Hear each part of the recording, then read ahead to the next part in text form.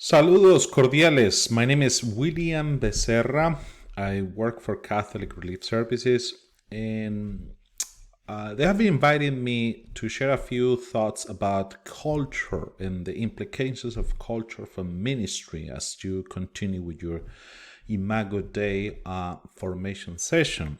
And first of all, this is not going to be a lecture, though I'm going to be speaking about some theological themes that come very handy at the moment of helping minister to really grow in their ministerial skills. So this is not going to be a lecture by any means or stretch of the imaginations.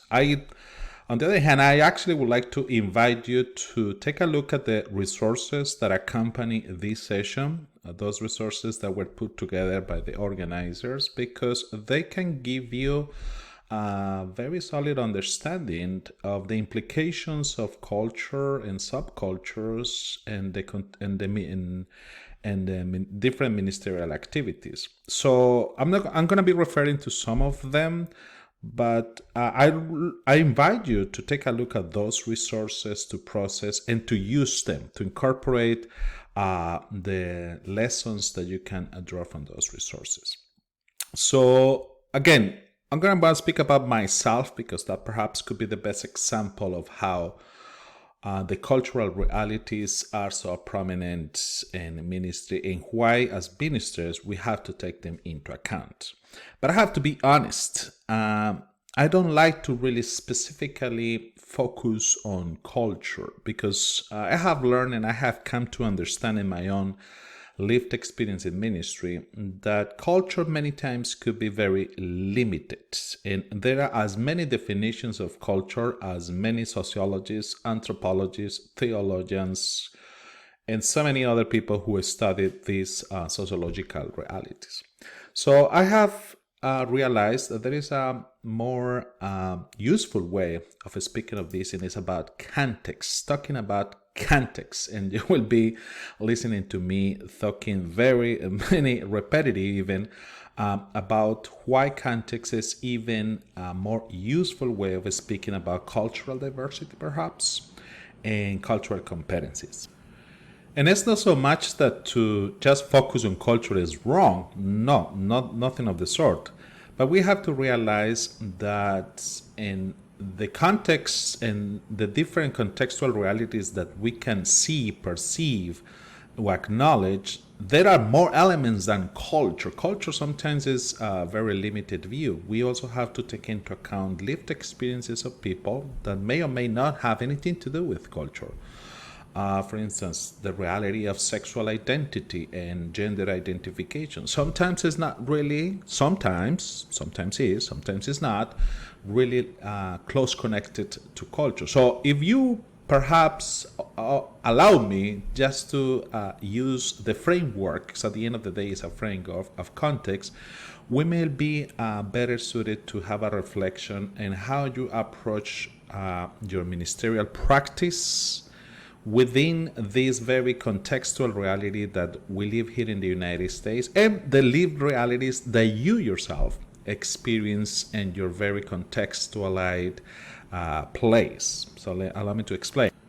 So it's not that I'm so much endorsing one way of thinking about things. I'm just using context as a framework, and just for the sake of argument, if you think of a framework, you know that this in itself is not the reality.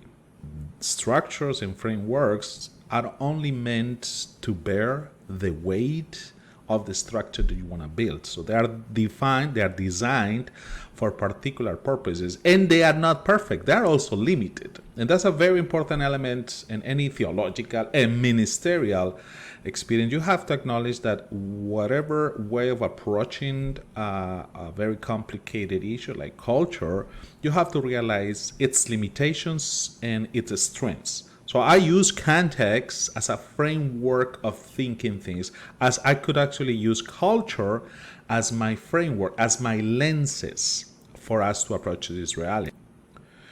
And the reason why I want to use context rather than culture is because I realize that culture can be limited. culture has been used and misused to homogenize, to try to standardize, try to somehow impose superiority of one cultural group over other. So it may actually liberate, but also may oppress. And unfortunately, our common conversations, culture is just limited when we refer to things about a race, when we talk about things about ethnicity, and when we talk about things about language. So in that case, you notice that there are certain aspects in the lived realities of people, and I just mentioned a few: sexuality, gender, education, access, other experiences of faith, that may not have anything to do with race, ethnicity, and language. So let's begin by acknowledging that culture is a very important element in our ministry, and a minister have to be able to use culture, because it's through culture that we receive the message of the gospel. But we also have to acknowledge that it may actually be limited, particularly if we just simplified our understanding of culture to race, ethnicity, and language. And not particularly that I'm claiming to have coined the term the ministry of context, but it is clear in nowadays realities that the church needs more relevant to be credible to flesh and blood believers, not only cultural beings. Contextualization takes into account the concrete, everyday lived experiences of people, not only where they are from, what language do they speak, what food do they eat.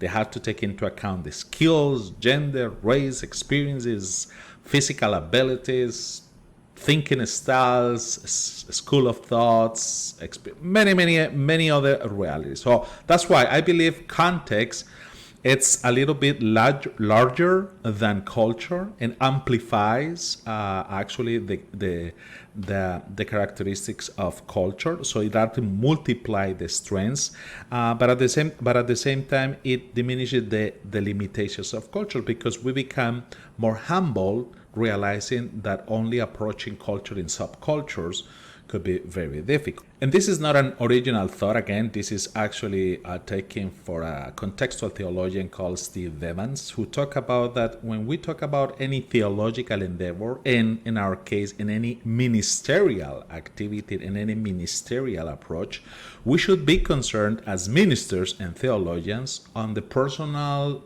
and communal experiences of people. We have to bring them to the attention. We have also to be able to name the dynamics of cultures. Some cultures are with certain characteristics. Sometimes we stereotype certain cultures, but those have to be taken into account.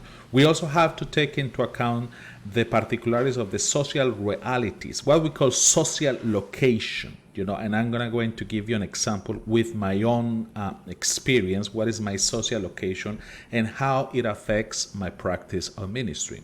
And one that actually I'm very grateful from Steve Evans to bring to light into my attention is how people experience the ability or inability to access or be part of social change. And now we, after the incidents in 2020, particularly George Floyd, we become more aware of that need in people to be able to make change. We see in current events in the United States how young people are actually going out to the streets to present their opinions and trying to change laws. For instance, gun laws, all these mass shootings that we have experienced in the US have somehow forced us, unfortunately, to be very sensitive of inability to enact change. And that's a very particular experience, and that will be very prominent, not only in theological reflection,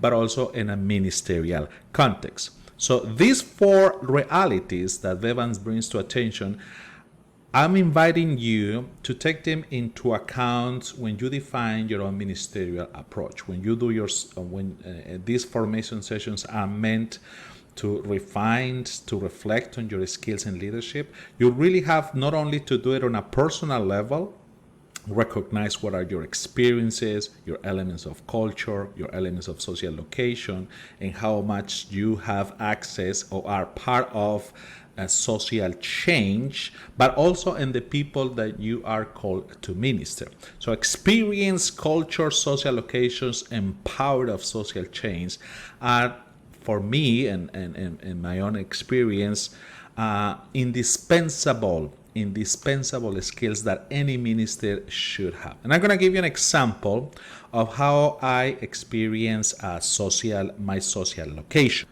And to do that, I'm going to use the framework that Stephen Evans used. He mentioned when we talk about the social location in any theological endeavor and any ministerial activity, we have to bring at least these elements: age, gender, education, economic status, access, and geography.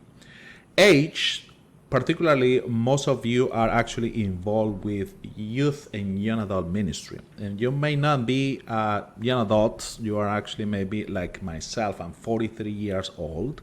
I'm about to become 43 years old. That means I don't think like a 20-year-old. And it has to be bring into account. It's not that I'm not a good candidate to do ministry with the young adult, but my social location tells me that the way I think, how I set priorities, how I look at life, is very different from a different age group.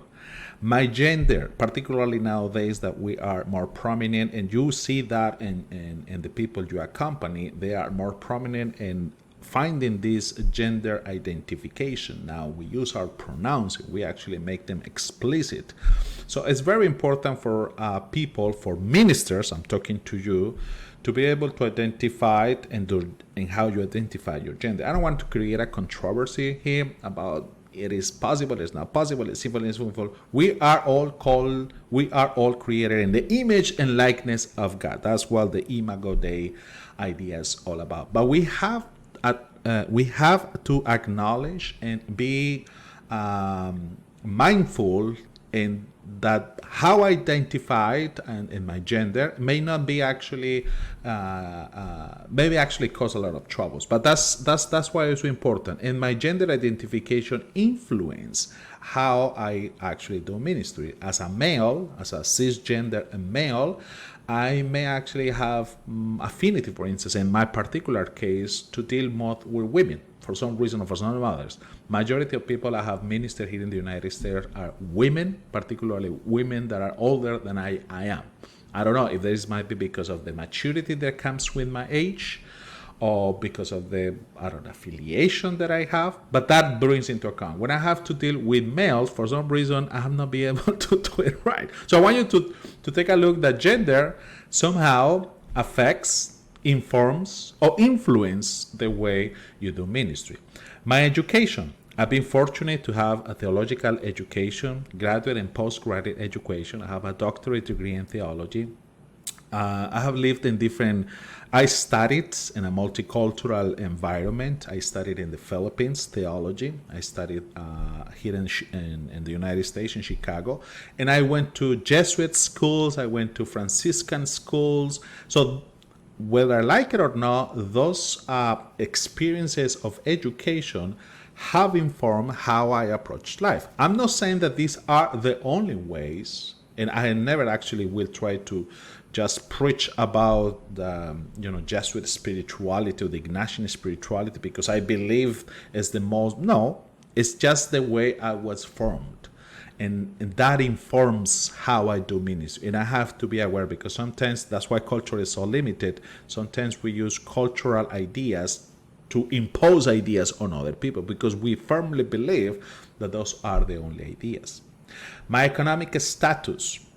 I'm a middle class lay person who have thanks be to God I don't go to bed hungry. I have a roof over my head.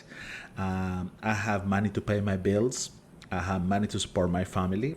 And that is my experience, my economic status. It gives me that level of peace. It's very different from a person who don't have a stable job, who has to navigate so many difficulties, economic difficulties. That has to be brought to attention. I'm inviting you to, as I speak, to start actually reflecting on yourself and these realities that Evans talks about social location.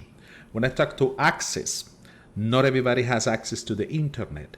I'm recording this video with my own camera, with my own microphone, and my own house. Those are access. I have access to the means to achieve those things. Some people don't have those things. Some people don't have access to educational opportunities, to job opportunities, to be at the table in many different places where decisions are made. Not everybody, for instance, we are so frustrated sometimes with young people don't go to our conferences, but our conferences are so expensive sometimes. They have to travel, they have to pay registration, they have to leave their job. So you see, access, it has to be part of our ministerial approach, because all those things affect. People don't only come to understand what transubstantiation is to our realities, they also come because they have very tense and stressful economic experiences at home. They don't have access and they feel deprived, and that's how they come to church. So those things are very important. Geography. I was born in Colombia. I lived in 6 different countries. I lived in the Philippines, in Indonesia, in Taiwan, in Mexico, now in the United States. Those things, whether I like it or not, inform me. They taught me lessons on how to analyze situations, how to figure it out, solutions to problems. Sometimes actually created more problems, or even they helped me be more aware of realities that I was not even, that I've never imagined in my life. Now I live in Joliet. Geography informs my practice of ministry. Many people, sometimes I go to national meetings and I say that I live in Joliet. Something, what is Joliet? Nobody knows what Joliet is, and that makes me a little bit sad. And I don't want to be associated with Chicago because I have never lived in Chicago. I live in Joliet, and that brings somehow attention to the identity, to the type of person I am, and to the ministry I do. I live in a suburb. I don't have the city life experience of very hectic schedules and traffic. I live in a very peaceful community. Those things affect how I bring myself to ministry. So my invitation to you, just using Bevan's framework, use these elements to realize how age, gender, education, economic status, access, geography influence, inform, or sometimes shape how you practice ministry, because that would be very instrumental. And at the same time, but my first suggestion is to do it on a personal level. My follow-up question will be like, what of those characteristics you identified in the people you minister to? Because if you're able to have that dialogue and that curiosity, you'll be able to really help people encounter the presence of God wherever they are, in whatever situation they experience. So this is one example of why social location could be very instrumental for ministry. And remember, it's not only about social location. Experiences could be actually will inform how we practice ministry and how our ministerial experiences actually shape. Just think, for instance, people who experience a promotion, they will be in a very different state of life. But those people who experience employment, those people who experience an engagement, they're about to get married, but those who experience a divorce, all the experiences that they bring, the expectations, the pains and the sufferings and those things, and the joyful experiences, birth, the death in a family. Some people, you see, those experiences have to be brought to attention, because whether we like it or not, those experiences will actually mark the rhythm, perhaps, of how we accompany people. Can you imagine somebody who came to our group and just share with the group that somebody has in their family had been diagnosed with cancer? Or finally, somebody who opened up to the group says like one of his relatives or a family member, a close family member, suffers from alcoholism, or it has a very terminal disease. Those experiences will mark the experience of ministry. That's why it's important not only to focus on culture, which is important, and I'm going to speak about this in a minute, but the social location and the experiences that people, for instance, those who experience these fires in California, for those who are watching this in California, like people who are concerned about inflation, those people, those, whether we like it or not, are effects, and that's why social ministers, they have to have that social mind. Not that they have to become social researchers and social analysts, they just have to be aware of those realities. Just to give you an example how important it is to be able to recognize the experiences not only on ourselves but in the people we minister, is that we may actually be very quick to judge and to say things about people just based on what we see. For instance, individual experiences are what we call the invisible diversity. So we actually see this individual here, and the only thing we have to say is that he's Hispanic. But what we don't know is that he came from a Mexican-American family, which is a very strong cultural experience, who opened up to his sexual orientation, but he was rejected by his parent. So we actually just see the surface. We actually see this young lady here, and we just say she's so pretty. But what we don't know is that she experienced being bullied when she was a child, and somehow secretly hates her looks because everybody wanted to touch her because she was so cute. When we actually we say about this young person here that he's a brilliant shiner, because this is the only thing we see. But what we don't know is that he experienced life or death situations because of a very serious illness. When he was 8 years old, he suffered from leukemia. These are just examples that I'm making up for you to realize that our experiences will somehow shape our approach to faith, will shape also the way we try to accompany people who come to ministry. This young person here at the bottom, we may actually say that he's just a college jock, but what we don't know is that he was homeless when he was a child, and that experience mark his upbringing, his different experiences and interrelationships. So this is just an example. I took these examples from a class that I took at CTU, but it gives you an understanding that experiences are as vital as an understanding of culture when we do a ministry. And referring specifically to culture, I'm pretty sure you have seen this very famous image, the iceberg concept of culture, like normally in the surface area. So all the things that we see, the foods, the dresses, the music, the drama, the crafts, the literature. But there are more things, it's like the top of the iceberg. The shallow cultures, the unspoken rules and the emotional level that it has to do with, how people behave and how people feel into different realities, the notions of leadership, the notions of what a young person, what an adult person is, how decisions are made. But there are even deep roots in concepts that may actually not be able to see. Entonces, culture, yes, is very useful, but it's as limited as has been mentioned. But it's very important to have that into account. And just one of the basic recommendations that we all have received is that we don't have to be cultural experts to be able to be culturally competent. We just have to have the openness and the ability to be curious, to encounter. We use that word a lot, but many times we just wanted to understand for ourselves. But at the end of the day, is to encounter all those realities that culture brings. And in the context of ministry, this is very important because it's through culture that people will experience the sacred, and that will include all this tangible, the things that you see, but the things that you don't see. All right. So for instance, here I'm presenting with an image of what for so many cultures is Jesus Christ. We are so used to the Jesus Christ that have been presented to Western cultures. He's a blonde guy with blue eyes because it's fruit of a very particular cultural inclination.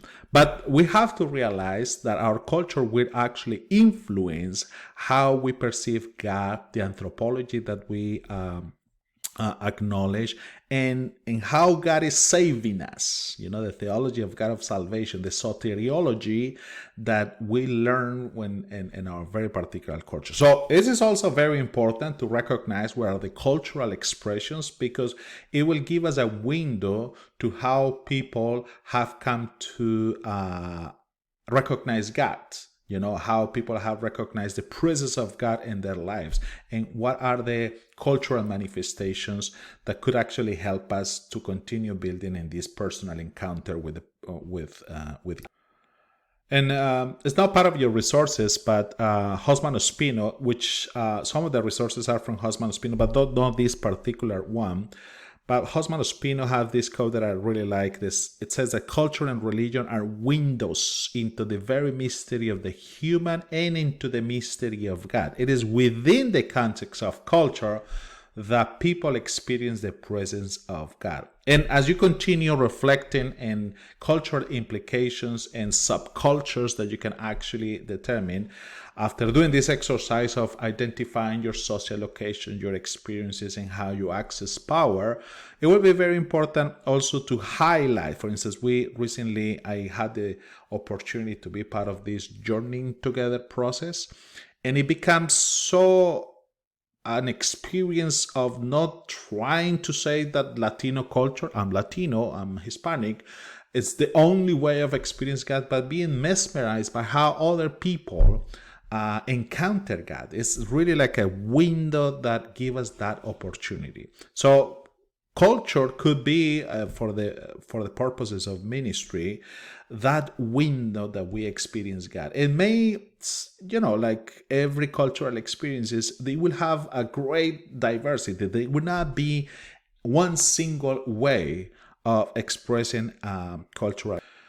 So not to make it too long, because again, that's not meant to be a lecture, but here in the United States, because this is our context, we have to be able not only to talk about culture, but to talk about issues of race, to talk about economical issues, to be able to create spaces where people can share their experiences of inequality, to be able to help people verbalize the access they have, the privileges they have, but also the access that they have been denied, to talk about sexuality. And that's something that so many ministers have rejected to even mention.